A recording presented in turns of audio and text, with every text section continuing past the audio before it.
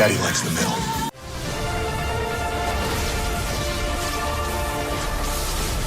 Hey guys, what is up? It is me, Pagey, here once again with another video on just the Flash, just in general, just the Flash. So we're heading into Season 7, the 7th season of the Flash. So of course, over those previous 6 seasons, we've had a plethora, or in other words, a lot, of villains make their way into Central City, or simply, if they're already there, just rise up within Central City to make themselves a pain in the rear end for the Flash, Team Flash, and just the city itself. Now in this video, we are going to rank the main villains for each season, as well as a handful of other side villains, if you want to call them, who have made either multiple appearances or made their presence known in the episodes that they're in, even if they're only a handful, or just both, if you want to put them together. Now, not every villain will be on this list. Obviously, we'll be here for 20 years if that was going to be the case.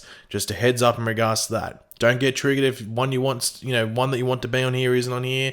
It's just the list I've made. For example, spoiler alert, Godspeed isn't on here because, well, the majority of appearances by that character actually haven't been the real ones, so pointless putting him on here at this point. So yeah, not every villain's on here, just a list of, I think there's 13. So we're going to be going from worst to best, so worst will start off and the last one will be the best one, just to make that clear. And these are based off when they were villains, even if they did eventually go good or in the middle at this point in time. We're basing, pretty much my thoughts on them and where they're ranked on the list in regards to how they were as a villain and everything like that. But of course, throughout the video or just after the list, be sure to let me know your various thoughts on this. Do you agree with my rankings here? Would you change them up? Do you have a different favorite villain? Do you have a different least favorite villain?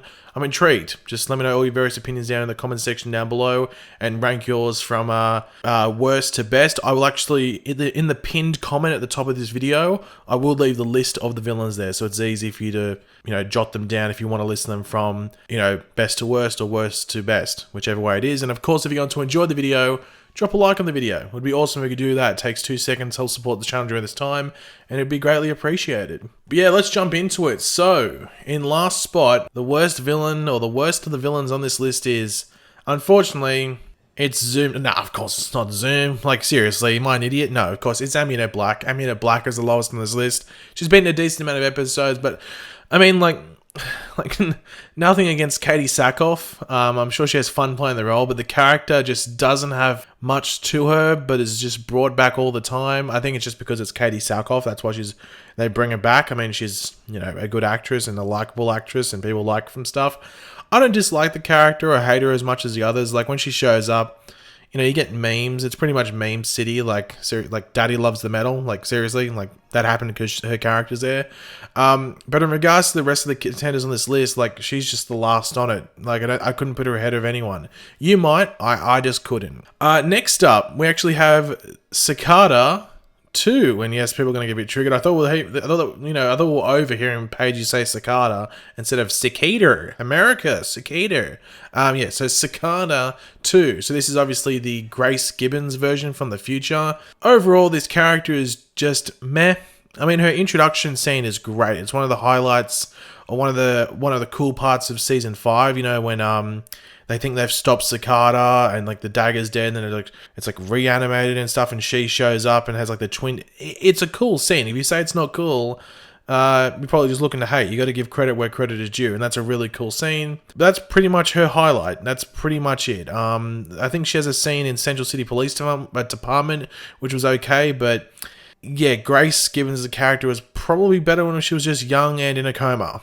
That's probably the best way to review that. And next up, not falling far behind from the successor, is the predecessor, which is Cicada 1, Orlin Dwyer.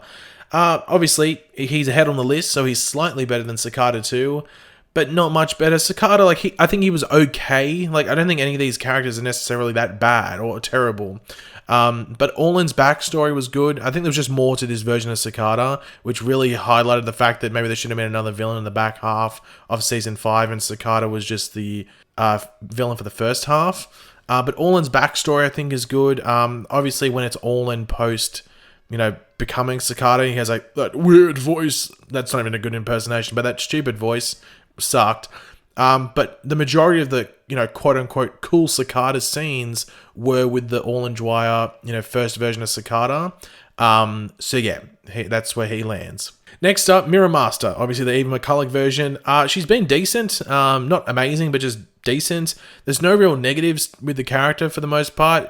I mean, she didn't get to finish a story yet. So, when we get the conclusion to a story, she could become the worst, or she could go up a couple of places and be, amongst the others towards the top. But I think this is a decent place to put her. I couldn't put her any lower, but I don't think I could put her any higher just because she hasn't finished her story yet. So yeah, I think that's the best way this is the best place to put her. Next up, this might trigger some people, but then again, a lot of people might agree with me, and that's actually Savitar. He's next up here. He's actually, ninth on the list. Savitar is good at the start, the mystery and stuff. I really enjoyed the character then. But you gotta if you rewatch season 3, you would understand what I mean by this, or you just paid attention. It really does fall apart in that last third of the season, and he's not the only thing that falls apart. A lot of other stuff falls apart in that final third, but because he was the main villain and he does fall apart along with that, it's really hard to put him up there. Like, I still have just a bad taste in my mouth in regards to how Savitar finished that season. Pizza Face, like, it just didn't end well. So, if you had him higher, I'd be like, fair enough, but this is where he falls on my list. So I think some people might be triggered, but yeah, I just couldn't put him any higher. Next up, and this might add insult to injury with the fact I just put Savitar there, but I have Killer Frost right at, number 8? Number 8? Yeah, I think number 8 if I can count. When she's a villain, she's great. I think she's really good as a villain. As I said, I'm basing this off when they were villains. Obviously the Killer Frost or Frost in the grey area, or like the anti-hero, anti-villain is up and down and a bit inconsistent. But the villainous Killer Frost is great to watch. Some of the coolest stuff we've seen on the show is when she was a villain. Some of the cool gifs that people post was when she was a villain. I wish they did more with her as a villain, or if not kept her a villain, but obviously they wanted to keep Caitlyn a good person, so I understand that struggle, and you have to sort of, they ended up mashing them together, and that's probably the best of both worlds. Hashtag Hannah Montana. So yeah, I prefer when she was a villain, but I understand the whole wanting to have Caitlyn and her together, so yeah, but she was really good as a villain. Next up, King Shark. There's no real reason to give outside of he's a shark with legs. So King Shark. Next up, Gorilla Grodd.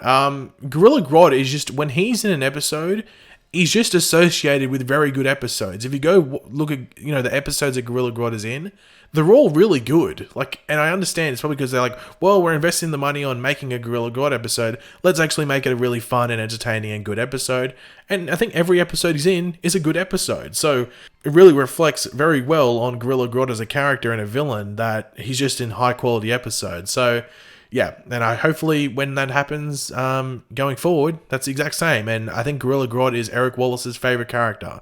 And of course, he's the new showrunner. So I can't see Gorilla Grodd being disrespected now. He never was, but going forward, I can't see it happening just because it's the showrunner's favorite character. So yeah, up the Grodd. Next up is actually DeVoe. Could be controversial because the body swapping sucked gonads. We know that. It wasn't good. But Neil Sandilands' DeVoe was just so good. And that's what I'm basing it on. The body swapping sucked, but I think Neil Sandilands and how he was as DeVoe sort of overcame that. I wish it was Neil Sandilands the whole time. I'd love to hear the reasoning as to why they body swapped. I don't know if it's because Neil Sandilands wasn't available. I have no idea. But yeah, that's where DeVoe lands. Yep, he was just really good when it was actual DeVoe. Next up is actually Captain Cold. Some people might really agree with this, some people might completely disagree, but whenever he was going to be in an episode, you knew it was going to be fun. Wentworth Miller was just great in the role. It sucks we lost him to Legends, and then in general, we lost him as a character because he died. But Captain Cold was just a lot of fun. He actually wasn't in a ridiculous amount of episodes. You'd think he was. But when you look back at it, he wasn't in a ridiculous amount of episodes before he went to Legends. But whenever he did show up, as I said, it was a lot of fun. And his banter between himself and Barry was great. In third place, we're bringing up the numbers. At third place, we actually have Bloodwork. Now, Bloodwork, or Ramsey Rosso, just left a strong mark in the small time he was on screen. Like, if you look at how many episodes he was in as like a quote-unquote main villain, he wasn't in many. But he was actually the only villain that I can think of who actually broke Barry mentally and emotionally. Like, he's the only villain to do so, from what I can remember at least. I might be completely wrong there.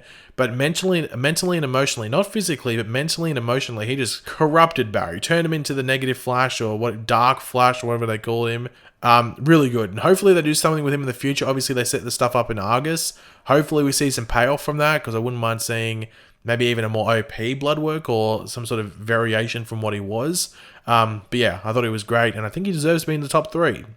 You might disagree, but that's just my opinion. And number 2 is no, of course not. It's Zoom. I just reused the joke from the beginning of the video, but you know what? It works anyway. So number 2, Zoom. Like Bloodwork, who was the only character to, or only villain to break Barry mentally and emotionally, Zoom was the only character to break Barry physically. Hashtag backbreaker. Zoom, just scary, threatening, just really cool, just so close to being number 1, but he's just missing out.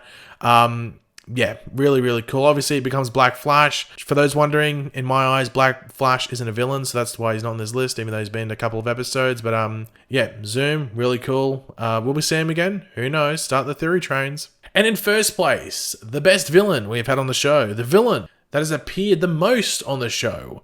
And it shouldn't be too much of a surprise, seeing we've gone through everyone else on this list. And of course, that top villain is that of, and no, don't meme it up, it's not Iris, it's Reverse Flash. He is just the GOAT, the greatest of all time.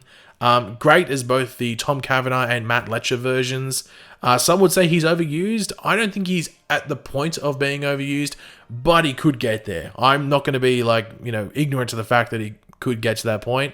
So that's why I would rather they save anything major with him story-wise until the final season. Whenever that might be, whether it is season 7, whether it's season 9, whether it's season 23. Whatever season it is, wait for that final season for that to be when Reverse Flash is a major player again, because it could get to the point of exhaustion and just wearing the character out. But he's just the best. He's just the best. He is the best on the show easily. As I said, Zoom gets close, but Reverse Flash has had so much more effect on the show, and it's just quality whenever he shows up. It's always fun. Even in season 5, which was obviously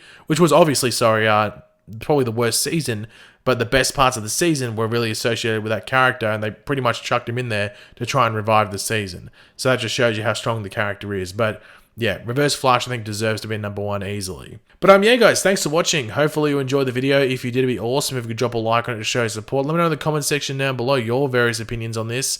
Do you agree with this list? As I said, I'll leave the list of the villains in the pinned comment, so you can check it out and make your own list in the comments if you want. It'd be greatly appreciated if you could do that.